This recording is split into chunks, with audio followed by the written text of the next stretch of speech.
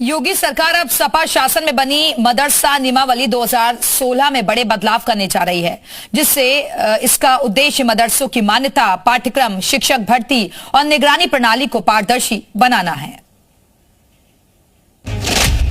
मदरसा नियमावली बदलेगी योगी सरकार। 2016 में बनी नियमावली में होंगे बड़े बदलाव। योगी आदित्यनाथ सरकार सपा राज के दौरान बनी मदरसा नियमावली 2016 में बड़े बदलाव करने जा रही है, जिसका उद्देश्य मदरसों की मान्यता, पाठ्यक्रम, शिक्षक भर्ती और निगरानी प्रणाली को और अधिक सख्त और पारदर्शी बनाना है। दरअसल यूपी में मदरसों की मान्यता के लिए अब तक जरूरी था कि संस्थान का अपना या लीज पर भवन हो, लेकिन कमरों की संख्या या सुविधाओं पर कोई पुख्ता नियम नहीं था। नई नियमावली के तहत मान्यता प्राप्त करने के लिए कम से कम 5 कमरे, एक कार्यालय और खेल का मैदान अनिवार्य किया जाएगा। कामिल फाजिल बंद होने से अब शिक्षकों की भर्ती की योग्यता भी नए सिरे से निर्धारित होनी है। मदरसा शिक्षकों को पहली से 5वीं और छठी से 8वीं में उनकी विषयवार योग्यता चिन्हित कर उनका प्रशिक्षण होगा।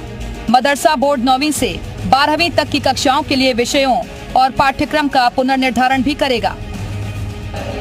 इस कदम का मकसद उन मदरसों पर अंकुश लगाना है जो केवल कागजों में मौजूद हैं या सीमित संसाधनों के साथ संचालित हो रहे हैं। सरकार का कहना है कि इससे न केवल शिक्षा की गुणवत्ता सुधरेगी, बल्कि निगरानी और पारदर्शिता भी बढ़ेगी। संविधान से ऊपर उठ करके समाजवादी पार्टी ने कानून बनाया था, आईपीसी की जो धाराएं उससे ऊपर उठ के बनाया था। उसका पिछले कैबिनेट में ही स्वीकृति हो गई थी।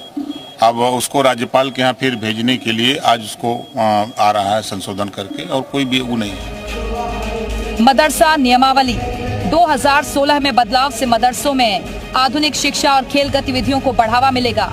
इसका सीधा फायदा बच्चों को बेहतर शिक्षा और खेल गतिविधियों के अवसर प्रदान होंगे। इसका मकसद सिर्फ नियमों को कठोर करना नहीं, बल्कि पूरे मदरसा शिक्षा तंत्र में गुणवत्ता और निगरानी को बढ़ाना है।